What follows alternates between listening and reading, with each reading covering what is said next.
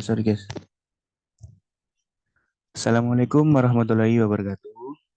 Perkenalkan kami dari kelompok 14. Pada kesempatan kali ini kami akan menjelaskan hasil presentasi kami dengan materi dasar motivasi karyawan pada mata kuliah perilaku organisasi. Sebelum itu kami akan memperkenalkan diri kami. Yang pertama, Dawam Syarina Jasan Yuda.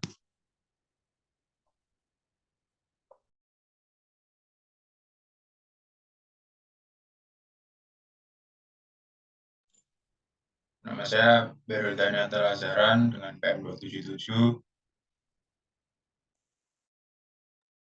Saya Yusuf Hakim, NPM 282. Saya Sania Dayman Tersoningsi dengan NPM 204. Langsung saja ke pengertian. Menurut Luthans, motivasi kerja sebagai penyebab karyawan untuk dapat mengerjakan tugas sesuai kewajiban. Karyawan yang punya motivasi yang efektif akan melakukan tindakan positif untuk melakukan sesuatu untuk mencapai tujuannya. Dan sebaliknya, motivasi yang lemah akan menggagalkan pencapaian tujuan. Dua bentuk motivasi. Berdasarkan motivasi intrinsik dan secara intrinsik. Bila ada dorongan dari dalam diri karyawan, maka berbentuk motivasi intrinsik. Lalu yang kedua, komponen dari bentuk motivasi ini ada 3. Yang pertama, achievement atau pencapaian. Sebagai bentuk keberhasilan seseorang karyawan dilihat dari prestasi kerja dengan memberikan kesempatan kepada mereka agar terus berkesinambungan dan berkelanjutan dengan kerja yang efektif.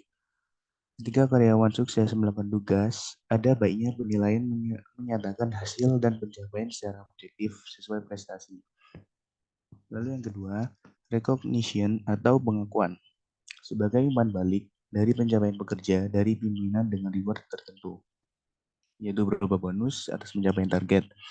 Itu salah satu contohnya. Lalu yang ketiga, responsibility atau tanggung jawab. Sebagai pendorong bagi pekerja dengan kesadaran pribadi yang melekat pada diri selama melakukan pekerjaan. Lalu ada tujuan motivasi karyawan. Yang pertama, meningkatkan produktivitas. Yang kedua, meningkatkan keterlibatan. Yang ketiga, meningkatkan kepuasan kerja. Yang keempat, meningkatkan loyalitas karyawan. Yang kelima, meningkatkan inovasi. Yang keenam, meningkatkan kinerja.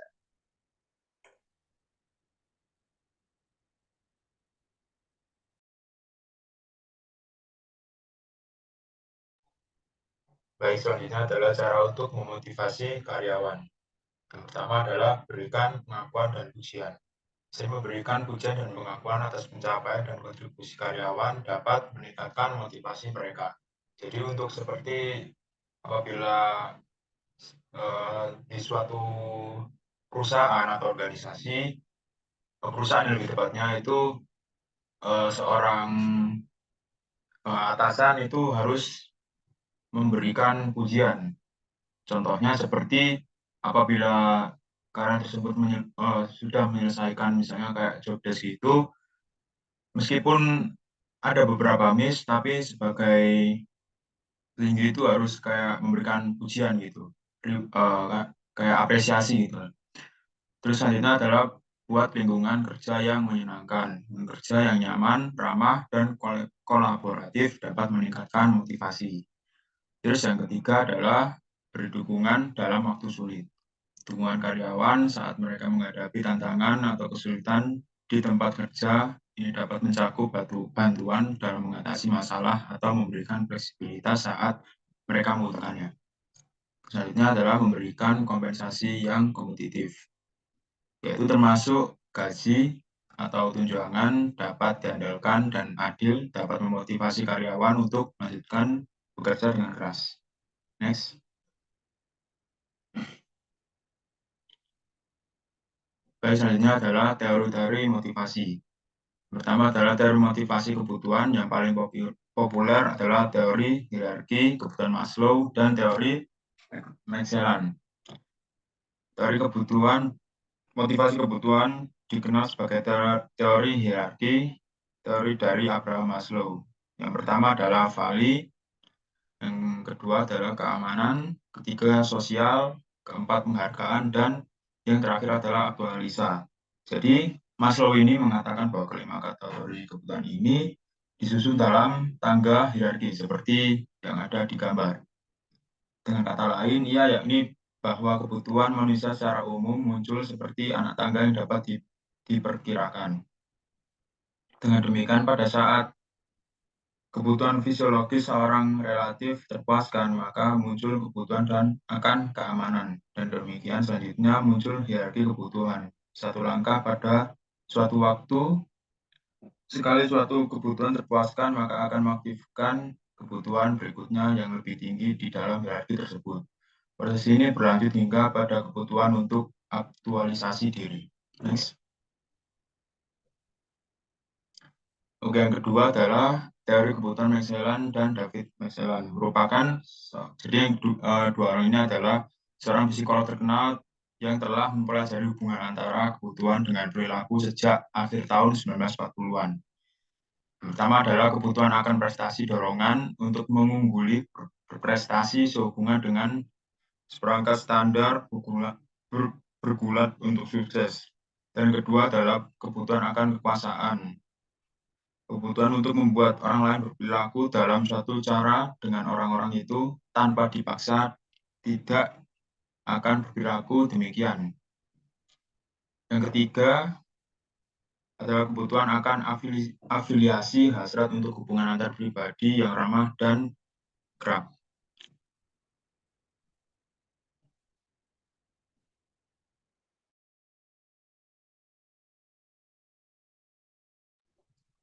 Yang selanjutnya adalah teori X dan teori Y oleh Douglas McGregor. Dari teori ini mengemukakan dua pandangan yang jelas berbeda mengenai manusia, pada dasarnya satu negatif ditandai dengan teori X, dan yang lain adalah positif ditandai dengan teori Y. Ada 4 pengandaian menurut teori X, yaitu yang pertama adalah karyawan secara inheren atau tertanam pada dirinya tidak menyukai kerja, dan bila mana dimungkinkan akan mencoba untuk menghindarinya. Lalu yang kedua adalah karena karyawan tidak menyukai kerja, mereka harus dipaksa, diawasi, atau diancam dengan hukuman untuk mencapai tujuan. Yang ketiga, karyawan akan menghindari tanggung jawab dan mencari pengarahan formal bila mana dimungkinkan. Dan yang terakhir, kebanyakan karyawan menaruh keamanan di atas semua faktor lain yang dikaitkan dengan kerja dan akan menunjukkannya sedikit saja ambisi. Lalu ada 4 pengandaian menurut teori Y, yaitu yang pertama, karyawan dapat memandang kerjasama dengan sewajarnya, seperti istirahat atau bermain.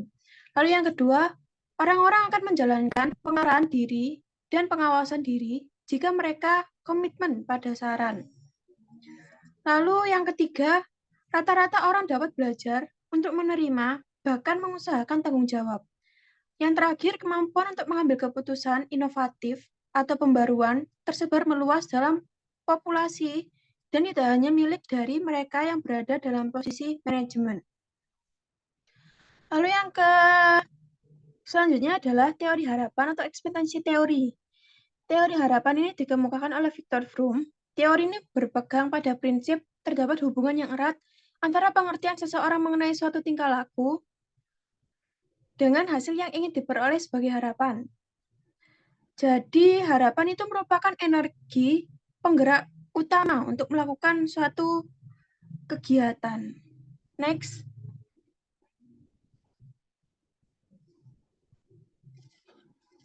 Yang selanjutnya adalah teori penetapan tujuan oleh Edwin Locke.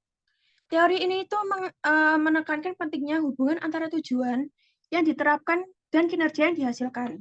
Konsep dasarnya adalah jika seseorang memahami tujuan atau apa yang diharapkan organisasi kepadanya, pemahaman tersebut akan mempengaruhi perilaku kerjanya. Dalam teori ini terdapat 4 macam mekanisme dalam memperkokoh motivasi, yaitu yang pertama, tujuan sebagai pengarah perhatian, pengendali upaya, peningkatan resistensi, dan penunjang strategi-strategi dan rencana kegiatan. Next. Teori IRG. Teori ini dikemukakan oleh Clayton yang merupakan penelitian ulang terhadap teori hierarki kebutuhan Maslow. Dari 5 tingkatan kebutuhan yang dikemukakan oleh Maslow, dikelompokkan menjadi 3, yaitu yang pertama existence atau eksistensi. Kebutuhannya ini merupakan kebutuhan nyata setiap orang yang sesuai dengan harkat dan martabat manusia. Yang kedua, relatedness atau hubungan, adanya interaksi sosial antar manusia dan interaksi manusia dengan lingkungan sekitarnya sebagai hakikat eksistensi. Lalu yang ketiga, growth atau perkembangan. Dalam proses eksistensi dan interaksi muncul kebutuhan manusia untuk tumbuh dan berkembang. Lalu selanjutnya adalah teori motivasi proses atau proses teori. Teori motivasi proses pada dasarnya berusaha menjawab bagaimana cara menguatkan, mengarahkan, memelihara, dan menghentikan perilaku individu agar setiap individu bekerja sesuai dengan keinginan manajer. Next.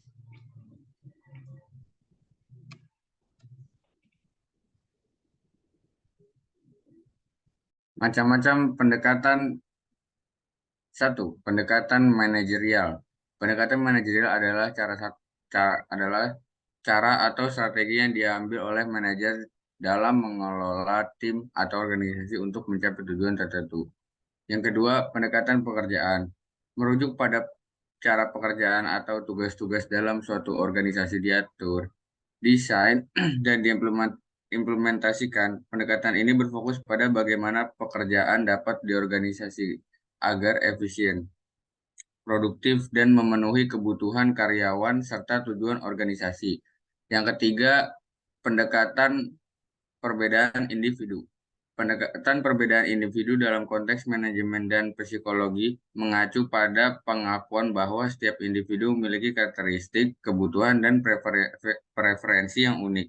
Ini adalah pendekatan yang menghargai keragaman dan menekankan pentingnya memperlakukan individu secara berbeda berdasarkan perbedaan-perbedaan mereka. Next. Pendekatan pekerjaan, two-factor teori. Faktor kebersihan, higienik faktor. Ini adalah faktor-faktor yang jika tidak terpenuhi atau kurang memadai dapat menyebabkan ketidakpuasan kerja. Namun keberadaan faktor ini sendiri tidak akan secara signifikan meningkatkan kepuasan kerja. Yang kedua ada faktor motivasi, motivational faktor. Ini adalah faktor-faktor yang jika ada dan dikelola dengan baik dapat meningkatkan motivasi dan kepuasan kerja karyawan. Faktor-faktor motivasi mencakup kesempatan untuk pertumbuhan pribadi dan profesional, pengakuan atas prestasi yang pekerjaan yang menentang dan bermakna, tanggung jawab dalam tugas, serta peluang untuk pengembangan karir. Next.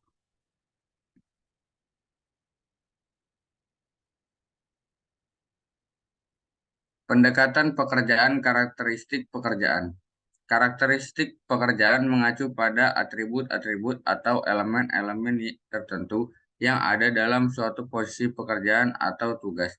Karakteristik pekerjaan memainkan peran penting dalam memengaruhi tingkat kepuasan, motivasi, dan kinerja karyawan. Next. Sekian dari kami. Terima kasih sudah meluangkan waktu untuk mendengarkan presentasi dari kami. Wassalamualaikum warahmatullahi wabarakatuh. Waalaikumsalam. Waalaikumsalam warahmatullahi wabarakatuh.